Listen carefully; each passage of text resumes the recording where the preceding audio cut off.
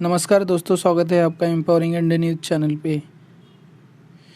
और आज इस वीडियो में देखेंगे बच्चे वाला पोर्शन ऑफ पार्लियामेंट। और दोस्तों, अगर आप इस चैनल पे नए हैं तो चैनल को सब्सक्राइब कर सकते हो, क्योंकि मैं ऐसे नॉलेजेबल और इन्फॉर्मेटिव वीडियो इस चैनल पे डालता हूँ। ठीक है, आप देखते हैं चेयरमैन ऑफ राज्यसभा। तो प्रिसाइडिंग ऑफिसर ऑफ राज्यसभा, तो चेयरमैन किससे बोलते हैं? जो राज्यसभा का प्रिसाइडिंग ऑफिसर होता है उसे चेयरमैन बोलते हैं राज्यसभा का। ठीक है। The vice president of India is the x official chairman of Rajya Sabha. Vice president of India जो होता है वो राज्यसभा का एक्स ऑफिशियल चेयरमैन होता है। एक्स ऑफिशियल का मतलब क्या है? क्योंकि वाइस प्रेसिडेंट है इसलिए वो चेयरमैन होता है। ठीक है, आप देखते हैं next. During any period when the vice president acts as the president और discharges the functions of the president, he does not perform the duties of the office of the chairman of राज्य सभा। जब भी vice president का काम करता है, जब प्रेसिडेंट एब्सेंट होता है या इल होता है, उसकी तबीयत ठीक नहीं होती और अपने ऑफिस की ड्यूटीज़ परफॉर्म नहीं कर पाता प्रेसिडेंट, तब ऐसे टाइम पे जो वाइस प्रेसिडेंट है वो क्या करता है? प्रेसिडेंट की ड्यूटीज़ परफॉर्म करता है। और जब वो वाइस प्रेसिडेंट की ड्यूटीज़ परफॉर्म करता है तब वो chairman of Rajya Sabha as a presiding officer काम नहीं करता है। ठीक है। Chairman of the Rajya Sabha can be removed from his office only if he is removed from the office of the vice president. अगर राज्यसभा के चेयरमैन को अगर रिमूव करना है तो क्या करना पड़ेगा? आपको वाइस प्रेसिडेंट को रिमूव करना पड़ेगा। अगर जब भी वाइस प्रेसिडेंट को आप रिमूव करोगे automatically chairman of Rajya Sabha remove हो जाएगा। ठीक है, क्योंकि जो वाइस प्रेसिडेंट है वो ऑटोमेटिकली क्या बनता है? राज्यसभा का चेयरमैन बनता है। ठीक है, अब नेक्स्ट देखते हैं। As a presiding officer the powers and functions of the chairman in the Rajya Sabha are similar to those of the speaker in the Lok Sabha. However, the speaker has two special powers which are not enjoyable by chairman. जब भी राज्यसभा का chairman preside करता है राज्यसभा को as a presiding officer, तो उसके power similar होते हैं। किसके सिमिलर होते हैं? स्पीकर कहाँ होता है? लोकसभा में। और स्पीकर के और चेयरमैन के पावर ऑलमोस्ट सिमिलर होते हैं, लेकिन जो स्पीकर को है दो स्पेशल पावर दिए गए वाले हैं, वो राज्यसभा के चेयरमैन को अवेलेबल नहीं है। तो हम देखते हैं कौन से दो पावर है जो कि राज्यसभा के चेयरमैन को अवेलेबल नहीं और जो स्पीकर को है। तो ठीक है, तो पहला है the speaker decides whether bill is a money bill or not and his decision on this question is final. तो स्पीकर जो होता है लोकसभा का वो डिसाइड करता है जो बिल आता है, यानी कि वो बिल मनी बिल है या नहीं, वो कौन डिसाइड करता है? अल्टीमेट पावर स्पीकर को दिए गए वाला है कि वो मनी बिल है या नहीं डिसाइड करने का। और जो भी मनी बिल होता है वो कौन इंट्रोड्यूस करता है? गवर्नमेंट इंट्रोड्यूस करती है। गवर्नमेंट यानी कि काउंसिल ऑफ मिनिस्टर में से कौन सा भी एक मिनिस्टर क्या करता है? इंट्रोड्यूस करता है। और मनी बिल को गवर्नमेंट का बिल कहा जाता है। और मनी बिल लोकसभा में भी इंट्रोड्यूस किया जाता है, राज्यसभा में इंट्रोड्यूस नहीं किया जाता है। और मनी बिल के बारे में आगे हम देखेंगे। ठीक है, बहुत सारे बिल होते हैं, money bill, ordinary bill, finance bill. ठीक है, इसके बारे में हम डिटेल में देखेंगे। ठीक है, और दूसरा जो पावर कौन सा स्पेशल होता है? The speaker presides over joint sitting of to houses of parliament. और जो दूसरा स्पेशल पावर स्पीकर को क्या है कि पहला स्पेशल पावर है कि स्पीकर डिसाइड करता है कौन सा भी बिल मनी बिल है या नहीं, और उसका डिसीजन अल्टीमेट होता है उसके ऊपर। और दूसरा जो स्पेशल पावर है कि जब भी जॉइंट सिटिंग होती है तो कौन प्रिसाइड करता है? स्पीकर प्रिसाइड करता है। ठीक है, और जॉइंट सिटिंग के बारे में मैंने पहले वाली वीडियो में डिटेल में समझाया जॉइंट सेटिंग क्या होती है क्या नहीं। ठीक है, थोड़ा बताता हूँ उसके बारे में। जॉइंट सेटिंग जब होती है स्पीकर प्रिसाइड करता है, स्पीकर एब्सेंट होता है तो डिप्टी स्पीकर प्रिसाइड करता है, और दोनों भी एब्सेंट होते हैं तो deputy chairman of Rajya Sabha preside करता है। चेयरमैन प्रिसाइड नहीं करता। क्यों नहीं प्रिसाइड करता? क्योंकि वो मेंबर नहीं होता है राज्यसभा का। चेयरमैन जो होता है राज्यसभा का मेंबर नहीं होता है और ना ही लोकसभा का मेंबर होता है। वो कौन होता है? चेयरमैन वाइस प्रेसिडेंट होता है, इसलिए वो प्रिसाइड नहीं करता है। अब देखते हैं next. Unlike the speaker who is member of the house, chairman is not a member of the house, but like the speaker chairman also can not vote in the first instance, he too can cast a vote in the case of equality of vote. तो मैंने पहले ही बता दिया आपको कि chairman है राज्यसभा का, member नहीं होता है, ठीक है। और जो बाकी 3 जो ऑफिसर्स होते हैं, स्पीकर, डिप्टी स्पीकर और डिप्टी चेयरमैन, वो मेंबर होते हैं। पहले 2 जो होते हैं लोकसभा के मेंबर होते हैं और जो लास्ट वाला डिप्टी चेयरमैन होता है वो राज्यसभा का मेंबर होता है। और जब भी जैसे कि स्पीकर प्रिसाइड करता है हाउस या डिप्टी स्पीकर प्रिसाइड करता है, तब वो क्या करते हैं, फर्स्ट इंस्टेंस में वोट नहीं करते, और जब टाई होता है और इक्वलिटी ऑफ वोट होते तो वोट करते हैं। उसी तरह जो चेयरमैन होता है राज्यसभा का, उसी तरह ही too can cast vote in the case of equality of votes. तब भी वो चेयरमैन ना होते हुए भी, चेयरमैन जो होता है राज्यसभा का मेंबर नहीं होता है राज्यसभा का, लेकिन जब भी इक्वलिटी ऑफ वोट्स होता है या टाई होता है किसी बिल के ऊपर, ठीक है, इक्वल वोट में हाउस डिवीजन होता है, यस बोलने वाले 50% और नो बोलने वाले 50% होता है, तो चेयरमैन क्या कर सकता है, वो टाई को रिजॉल्व कर सकता है बाय कास्टिंग वोट। जो वोट डालता है प्रिसाइडिंग ऑफिसर, उसे क्या बोलते हैं, कास्टिंग वोट, ठीक है। अभी नेक्स्ट देखते हैं। तो vice president can not preside over sitting of the Rajya Sabha as its chairman when resolution for his removal is under consider. तो वाइस प्रेसिडेंट का रिजोल्यूशन कंसिडर किया जा रहा है कि रिमूव करने का, उसे वाइस प्रेसिडेंट को रिमूव करने का रिजोल्यूशन कंसिडर किया जा रहा है, तो वाइस प्रेसिडेंट प्रिसाइड नहीं करता जो राज्यसभा को, ठीक है, राज्यसभा को प्रिसाइड नहीं कर सकता वाइस प्रेसिडेंट जब उसका रिमूवल का रिजोल्यूशन कंसिडर किया जा रहा है, ठीक है। आप देखते हैं next. He can be present and speak in the house and can take part in its proceedings without voting, even at such a time, while the speaker can vote in the first instance when a resolution for his removal is under consideration of the लोक सभा। जब भी vice president का removal का resolution चल रहा होता है राज्यसभा में, तो क्या कर सकता है, वो डिस्कस कर सकता है, प्रोसीडिंग्स में पार्ट ले सकता है, लेकिन विदाउट वोटिंग। तो जो चेयरमैन होता है राज्यसभा का, वो वोट नहीं कर सकता है। लेकिन जब भी स्पीकर का रिजोल्यूशन कंसिडर किया जा रहा होता है कि रिमूवल करने का, तब वो स्पीकर हो, डिप्टी स्पीकर हो या डिप्टी चेयरमैन हो, वो डिस्कस भी कर सकते हैं, डिबेट भी कर सकते हैं, पार्ट भी ले सकते हैं और अपने आप को डिफेंड भी कर सकते हैं। इसके अलावा उनको एक स्पेशल पावर है। क्या स्पेशल पावर है कि वो जो ऑर्डिनरी मेंबर की तरफ फर्स्ट इंस्टेंस में वोट कर सकते हैं, ठीक है, रिजोल्यूशन के अगेंस्ट में। लेकिन जो चेयरमैन होता है वो वोट नहीं कर सकता। क्यों नहीं कर सकता? क्योंकि वो मेंबर नहीं होता है, राज्यसभा का मेंबर नहीं होता है या ना लोकसभा का मेंबर होता है। इसलिए वो चेयरमैन होता है, उसका रिजोल्यूशन जब कंसिडर हो रहा होता है राज्यसभा में उसे रिमूव करने का, तो फर्स्ट इंस्टेंस में वो वोट नहीं करता। क्या कर सकता है? बस डिफेंड कर सकता है अपने आप को, डिबेट कर सकता है, डिस्कस कर सकता है, ठीक है, इतना ही कर सकता है, वोट नहीं कर सकता, ठीक है। आपको ये याद रखना पड़ेगा। आप देखते हैं next, deputy chairman of the Rajya Sabha. ये चेयरमैन देख लिया हमने, अब देखते हैं deputy chairman of Rajya Sabha. Deputy chairman is elected by Rajya Sabha itself from amongst its members. Whenever the office of the deputy chairman falls vacant, the Rajya Sabha elects another member to fill the vacancy. तो deputy chairman बनने के लिए deputy chairman कौन बन सकता है? जो राज्यसभा के मेंबर है उसमें से एक एमपी को डेप्यूटी चेयरमैन बनाया जाता है, ठीक है। और जब भी डेप्यूटी चेयरमैन का ऑफिस वैकेंट हो जाता है, ठीक है, तो इलेक्शंस किया जाता है वैकेंसी फिल करने के लिए, ठीक है। आप देखते हैं next, the deputy chairman vacates his office in any of the following 3 cases. तो डेप्यूटी चेयरमैन कब अपना ऑफिस वैकेट करता है, तो ये देखते हैं हम। If he ceases to be a member of Rajya Sabha, और राज्यसभा की मेंबरशिप चली जाती है डेप्यूटी चेयरमैन की, तो उसकी डेप्यूटी चेयरमैन की सीट भी चली जाती है, ठीक है।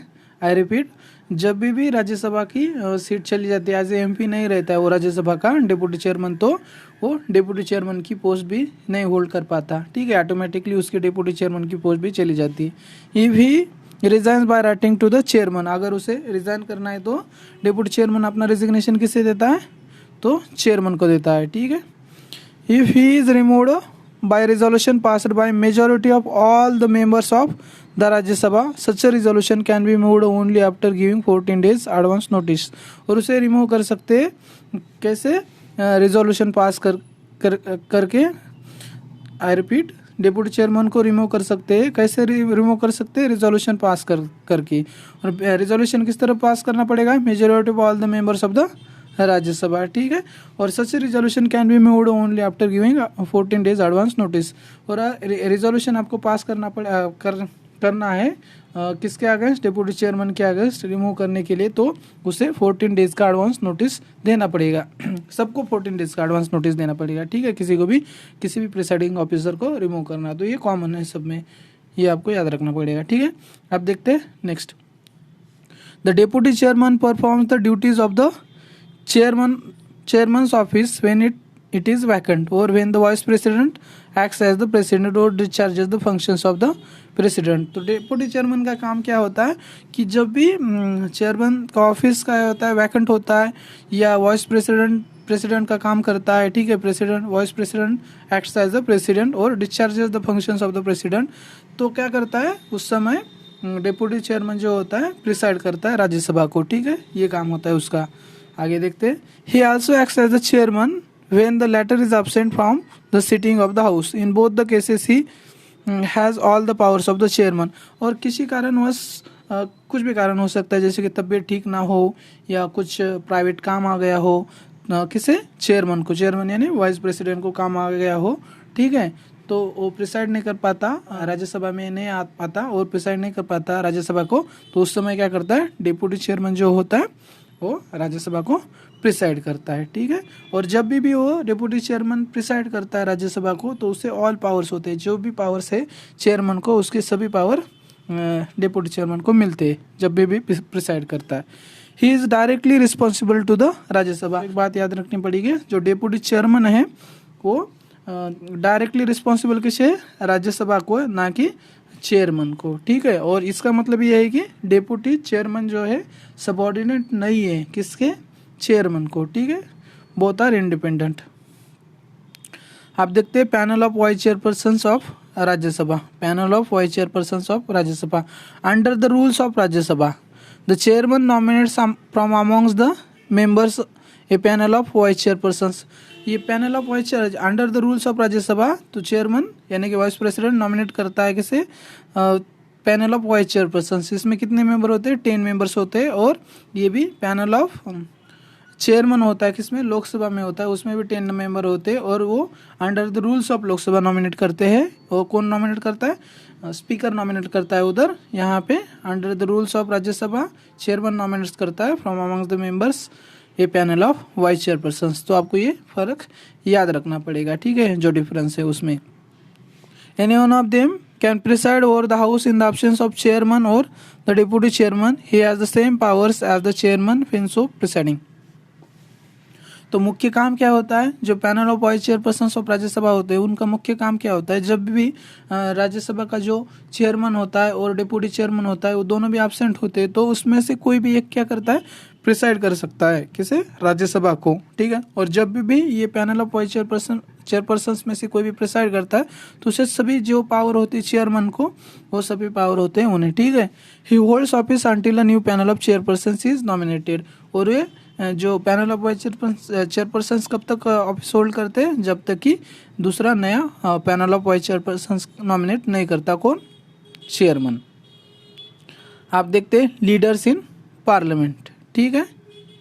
आप देखते हैं leaders in parliament. Leader of the house, पहले देखते हैं leader of the house under the rules of Lok Sabha. कहाँ पे, under the rules of Lok Sabha. Under the rules of Lok Sabha the leader of the house means the prime minister. कौन, means prime minister. If he is a member of Lok Sabha और a minister who is a member of Lok Sabha and is nominated by the Prime Minister to function as the leader of the house। तो leader of the house कौन होता है, तो leader of the house generally को कौन होता है, under the rules of Lok Sabha prime minister होता है। कब होता है, prime minister leader of the house होता है, लेकिन ऐसा हो सकता है कि जो प्राइम मिनिस्टर है वो लोकसभा का मेंबर ही ना हो, तो ऐसे में prime minister leader of the house act कर सकता है क्या, नहीं कर सकता है। तो ऐसे में जो मिनिस्टर, जो भी कैबिनेट मिनिस्टर है वो जो मेंबर है लोकसभा का, तो प्राइम मिनिस्टर उसे नॉमिनेट करता है to function as a leader of the house. I repeat, leader of the house generally कौन होता है, प्राइम मिनिस्टर होता है, लेकिन उससे प्राइम मिनिस्टर कहाँ से मेंबरशिप होनी चाहिए, एमपी कहाँ से होना चाहिए, लोकसभा से होना चाहिए। अगर प्राइम मिनिस्टर लोकसभा का एमपी नहीं है, राज्यसभा का एमपी है, या ऐसा भी हो सकता है कि 6 महीने के लिए किसी को भी मिनिस्टर बनाया जा सकता है, प्राइम मिनिस्टर भी बनाया जा सकता है, ठीक है, विदाउट मेंबरशिप ना, एमपी ना हो के राज्यसभा या लोकसभा का, तब क्या करता है प्राइम मिनिस्टर, नॉमिनेट करता है किसी एक मिनिस्टर्स को जो लोकसभा का एमपी है, उसे क्या करने के लिए, leader of the house function करने के लिए। ठीक है, तो आपको ये समझ में आ गया होगा। ठीक है, आप नेक्स्ट देखते हैं। There is also leader of the house in the Rajya Sabha. He is a minister and member of Rajya Sabha and is nominated by the prime minister to function as such. तो leader of the house Lok Sabha में भी होता है और राज्यसभा में भी होता है। जब राज्यसभा में भी कौन नॉमिनेट करता है, प्राइम मिनिस्टर नॉमिनेट करता है। और इसके दोनों के लिए क्या क्वालिफिकेशन है, जिसे भी नॉमिनेट करना है, ठीक है, वो क्या होना चाहिए, उस राज्यसभा या लोकसभा का मेंबर होना चाहिए। लोकसभा का मेंबर है तो उसे ही नॉमिनेट किया जा सकता है। ठीक है, और राज्यसभा का मेंबर है उसे ही नॉमिनेट किया जा सकता है। जनरली जो प्राइम मिनिस्टर होते हैं लोकसभा से होते हैं, और ऐसा नहीं है कि सभी प्राइम मिनिस्टर, कुछ प्राइम मिनिस्टर थे राज्यसभा से ही थे। ठीक है, तो जब प्राइम मिनिस्टर राज्यसभा से बिलोंग करता है तो जो कोई भी कैबिनेट मिनिस्टर या मिनिस्टर लोकसभा का एमपी है, उसे leader of the house Lok Sabha का नॉमिनेट करते हैं प्राइम मिनिस्टर। और जब प्राइम मिनिस्टर राज्यसभा का मेंबर है, वो हिमसेल्फ बन सकते हैं लीडर ऑफ द हाउस, या किसी और को भी वो नॉमिनेट कर सकते हैं as a leader of the house, जो कि राज्यसभा का मेंबर है और मिनिस्टर है। ठीक है, आई होप ये समझ में आया होगा, आपको कंफ्यूज हो सकता है। अब देखते हैं leader of the opposition. In each house of parliament there is a leader of the opposition. दोनों हाउस जो है, राज्यसभा और लोकसभा, दोनों में लीडर ऑफ द अपोजिशन होता है। The leader of the largest opposition party having not less than 1/10। ठीक है, यहाँ पे याद रखना पड़ेगा, the leader of the largest opposition party having not less than 1/10 seats of the total strength of the house is recognized as the leader of the opposition in the house। तो leader of the opposition होने के लिए क्या होना चाहिए, तो largest opposition party होनी चाहिए। और जो लार्जेस्ट अपोजिशन पार्टी है तो उसमें कितने होने चाहिए, जो हाउस की जो स्ट्रेंथ है उसकी 1/10 सीट होनी चाहिए उनको। तो 1/10 अगर सीट्स है, यानी कि अभी लोकसभा में कितने सीट्स है, 543 सीट्स है, तो 543, यानी कि किसी भी लार्जेस्ट अपोजिशन पार्टी जो है उसके पास कितने मिनिमम 10% मेंबर होने चाहिए, मेंबर ऑफ पार्लियामेंट। ठीक है, लोकसभा के, तो लोकसभा के मेंबर कितने, 55 अगर किसी के पास लोकसभा की एमपी है तो उस पार्टी को नॉमिनेट किया जा सकता है। ठीक है, ये मिनिमम क्राइटेरिया हो गया है। ठीक है, 10% का, इससे भी ज़्यादा किसी अपोजिशन पार्टी को है तो उसे नॉमिनेट किया जाएगा। जो भी लार्जेस्ट अपोजिशन पार्टी है और जिसके पास 10% से ज़्यादा जो हाउस की स्ट्रेंथ है उससे 10% या 10% से ज़्यादा एमपी है, उसी में से किसी एक को क्या कर सकते हैं, leader of the opposition nominate किया जा सकता है। ठीक है, आप देखते हैं next. In a parliamentary system of government the leader of the opposition has a significant role to play. His main functions are to provide a constructive criticism of the policies of the government and to provide an alternate government. Therefore, the leader of the opposition in the Lok Sabha and the Rajya Sabha were accorded statutory recognition in 1977. तो parliamentary system of government में leader of opposition का क्या काम है, significant role play करता है। और main function क्या है, प्रोवाइड कंस्ट्रक्टिव क्रिटिसिज्म। तो मेन फंक्शन जो है लीडर ऑफ द अपोजिशन का, जो राज्यसभा में हो या लोकसभा में हो, तो गवर्नमेंट की जो पॉलिसीज होती है उसे उसका कंस्ट्रक्टिव क्रिटिसिज्म प्रोवाइड करना पड़ता है। ठीक है, क्रिटिसाइज करना पड़ता है। क्रिटिसाइज यानी कि ऐसे ही क्रिटिसाइज नहीं, वैलिड क्रिटिसिज्म हो। ठीक है, ऐसे नहीं कि ऐसे ही कुछ बोले जा रहे हैं, ऐसे नहीं चलेगा। ठीक है, and to provide alternate government. और जब ये जो लीडर ऑफ द अपोजिशन होता है वो क्या होता है, अल्टरनेट प्राइम मिनिस्टर भी बोला जा सकता है उन्हें, क्योंकि mainly leader of the opposition होता है वो एमपी होता है, जो कि एज अ कंटेंडर होता है प्राइम मिनिस्टर का। ठीक है, या कोई अपोजिशन पार्टी का किसी अन्य को भी कर सकते हैं, ऐसा कहा नहीं जाता है। ठीक है, लेकिन वही इंसान लीडर ऑफ द अपोजिशन होता है जो अपोजिशन पार्टी में कंटेंडर होता है एज अ प्राइम मिनिस्टर का। ठीक है, therefore the leader of the opposition in the Lok Sabha and Rajya Sabha has were accorded statutory recognition in 1977। जो लीडर ऑफ द अपोजिशन है राज्यसभा और लोकसभा में 1977 में उसे स्टैट्यूटरी रिकॉग्निशन दिया गया वाला है। ठीक है, नेक्स्ट देखते हैं आप। They are also entitled to the salary allowances and other facilities equivalent to that of cabinet ministers. It was in 1969 that an official leader of the opposition was recognized for the first time. The same functionary in the USA is known as the majority leader. तो ये same leader of the opposition जो होता है राज्यसभा और लोकसभा में, तो same functionary को USA में क्या बोलते हैं, मेजॉरिटी लीडर कहते हैं. और जो फर्स्ट टाइम इंडिया में कब रिकॉग्नाइज किया लीडर ऑफ द अपोजिशन को, 1969 में ऑफिशियली फर्स्ट टाइम क्या लीडर ऑफ द अपोजिशन को रिकॉग्नाइज किया गया. और जो लीडर ऑफ द अपोजिशन होता है उसे जो कैबिनेट मिनिस्टर को जो फैसिलिटीज है उसके equal leader of the opposition को भी होते हैं. ठीक है, आप देखते हैं नेक्स्ट. आप देखते हैं विप क्या होता है. ठीक है, whip. The offices of the leader of the house and the leader of the opposition are not mentioned in the constitution of India. They are mentioned in the rules of the house and parliamentary statute respectively. जो leader of the house and leader of the opposition है वो दोनों के भी जो offices है वो constitution में मेंशन किए वाले नहीं है. लेकिन कहाँ पे mention, rules of the house में किसका ये मेंशन किए वाला है, leader of the house, and parliamentary statute में लीडर ऑफ द अपोजिशन का जो ऑफिस है मेंशन किए वाला है. ठीक है, लेकिन आप देखते हैं the office of whip on the other hand is mentioned neither in the constitution of India nor in the rules of the house nor in the parliamentary statute. लेकिन जो विप का ऑफिस है, विप का office कहीं पे भी mention है, constitution में मेंशन है ना, रूल्स ऑफ द हाउस में मेंशन किए वाला है, ना पार्लियामेंट्री स्टैट्यूट में मेंशन किए वाला है. तो it is based on the conventions of the parliamentary government. तो ये कन्वेंशंस से चले आ रहा है. कन्वेंशंस क्या होता है, सदियों से कुछ चीज़ें चलती आती है. ठीक है, ऐसे जैसे हमारे समाज में भी, ठीक है, जैसे रूढ़ी परंपरा होते हैं तो हम उसे फॉलो करते हैं. ठीक है, बिना क्वेश्चन किए उसे.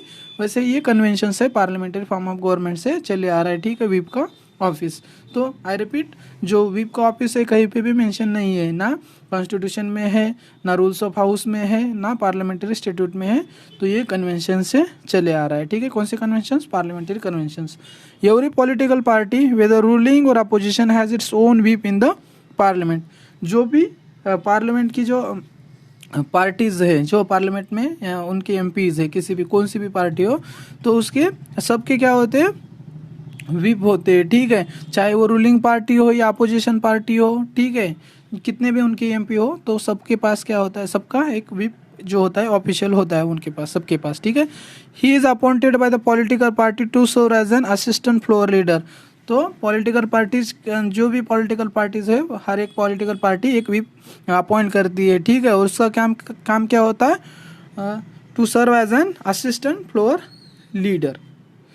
ठीक है, आप देखते हैं next. He is charge with the responsibility of ensuring the attendance of his party members in large numbers and securing their support in favour or against of particular issue.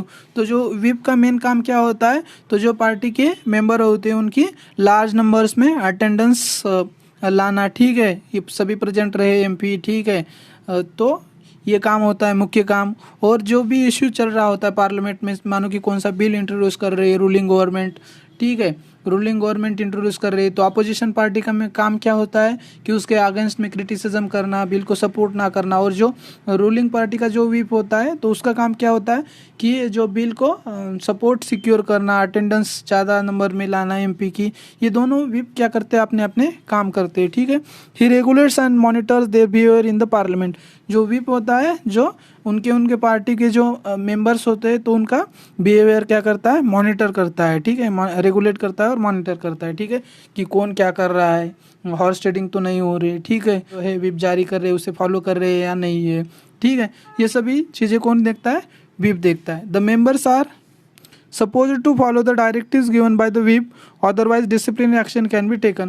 तो जो भी मेंबर होते हैं पॉलिटिकल पार्टीज के, उसे मानना पड़ता है. जो विप जो डायरेक्शन देता है तो विप के डायरेक्शन को मानना पड़ता है. ठीक है, और अदरवाइज कोई भी मेंबर जो होता है पॉलिटिकल पार्टी का, जो डायरेक्शन दिए वाला होता है विप ने, वो मानता नहीं तो उसके अगेंस्ट डिसिप्लिनरी एक्शन क्या ली जा सकती है. ठीक है, तो मेंबर के अगेंस्ट डिसिप्लिनरी एक्शन ली जा सकती है. ठीक है, दैट्स ऑल फॉर टुडे, ठीक है। और दोस्तों अगर आपको ये जानकारी अच्छी लगी होगी और इन्फॉर्मेटिव लगी होगी और आपको कुछ इसका फ़ायदा होता है आपकी लाइफ में, तो प्लीज़ चैनल को सब्सक्राइब कीजिएगा और एक लाइक कीजिएगा।